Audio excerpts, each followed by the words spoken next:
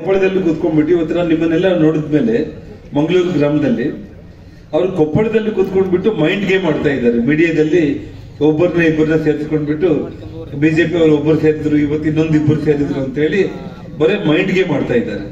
ಆದ್ರೆ ಇವತ್ತು ಮಂಗಳೂರು ಸಭೆ ನೋಡಿದ್ರೆ ಖಂಡಿತವಾಗ್ಲೂ ಕೂಡ ರಾಜಶೇಖರ್ ಹಿತ್ತಾಳಿಗೆ ಡಿಪಾಸಿಟ್ ಕೂಡ ಬರಲ್ಲ ಅನ್ನೋದು ನನಗೆ ಅನಿಸ್ತಾ ಇದೆ. ಮತ್ತು ನಾವು ರಾಜಶೇಖರ್ ಹಿತ್ತಾಳಿನ ಸೋಲಿಸೋ ಪ್ರಯತ್ನ ನಾವು ಮಾಡ್ಬೇಕಾಗಿಲ್ಲ. ನಾವು ಅದನ್ನ ನಮ್ಮ ಅಣ್ಣ ಬಸವರಾಜ ರಾಯರೆಡ್ಡಿನೇ ಮಾಡ್ಬಿಡ್ತಾನೆ. ಯಾಕೆಂದ್ರೆ ಅವ್ರಿಗಿನ್ನ ಇದಿನ್ನು ಕೊನೆ ಚುನಾವಣೆ ಇಲ್ಲ. ಯಾವುದೇ ಕಾರಣಕ್ಕೂ ಇನ್ನು ಮುಂದೆ ಈ ರಾಜ್ಯದಲ್ಲಿ ಕಾಂಗ್ರೆಸ್ ಪಕ್ಷ ಅಧಿಕಾರಕ್ಕೆ ಬರೋ ಪ್ರಶ್ನೆನೇ ಇಲ್ಲ.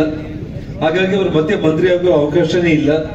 ಹೇಗಾದ್ರೂ ಮಾಡಿ ಇಲ್ಲಿ ಪಾರ್ಲಿಮೆಂಟ್ ಸೋತೋದ್ರೆ ತಗಡಿಗಿನ್ನ ಮನೆಗೆ ಕಳಿಸ್ಬಿಟ್ರೆ ನಾನು ಮಂತ್ರಿ ಆಗ್ಬೇಕು ಅಂತ ಹೇಳಿ ಅವರು ಶತಾಯಗತಾಯ ನಮ್ಮ ಡಾಕ್ಟರ್ ಬಸವರಾಜ್ ಅವ್ರನ್ನ ಬಸವರಾಜ ರಾಯರೆಡ್ಡಿ ಅವರೇ ಗೆಲ್ಲಿಸ್ತಾರೆ ಬಂದ್ರು. ಬೇಕಂದ್ರೆ ನೀವು ಹಳ್ಳಿಗಳಲ್ಲಿ ಟೆಸ್ಟ್ ಮಾಡ್ಬೇಕು. ಅಲ್ಲಿ ಮೊಮೆಂಟ್ ಆಗ್ತಾ ಇದೆ. ಆಯ್ತು, ಇವತ್ತು ಬಂಧುಗಳೇ, ನಿಮ್ಮ ಉಬ್ಬಿದ ರಕ್ತನಾಳಗಳ ಸಮಸ್ಯೆಗೆ ಎವಿಸ್ ಆಸ್ಪತ್ರೆಯಲ್ಲಿ ಕೇವಲ 30 ನಿಮಿಷದ ಲೇಸರ್ ಚಿಕಿತ್ಸೆಯೊಂದಿಗೆ ಮುಕ್ತಿ ಹೊಂದಬಹುದು. ಹೆಚ್ಚಿನ ವಿವರಗಳಿಗಾಗಿ ಸಂಪರ್ಕಿಸಿ 8088837300.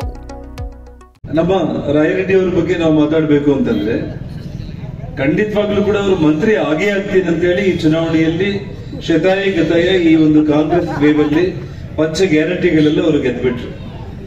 ಆದ್ರೆ ಮಂತ್ರಿ ಆಗ್ಲಿಲ್ಲ ಅವರು. ನೀವೆಲ್ಲ ನೋಡ್ತಾ ಇರಬಹುದು ವಿಧಾನಸಭೆಯಲ್ಲಿ ಪ್ರತಿ ಒಂದು ಮಾತು ಗೆದ್ದು ನಿಂತ್ಕೊಂಡು ಗಲಾಟೆ ಮಾಡ್ತಾನೆ ಇರ್ತಾರೆ ಅವರು. ಅಂದ್ರೆ ರಾಜ್ಯದ ಮುಖ್ಯಮಂತ್ರಿಗಳಿಗೆ ಇರಿಸು ಬುರುಸು ಮಾಡಬೇಕು, ಟೆನ್ಷನ್ ಕ್ರಿಯೇಟ್ ಮಾಡಿದ್ರೆ ನನ್ಗೆ ಮಂತ್ರಿ ಪದವಿ ಕೊಡ್ತಾರೆ ಅಂತ ಹೇಳಿ ಅವ್ರ ಆಸೆ.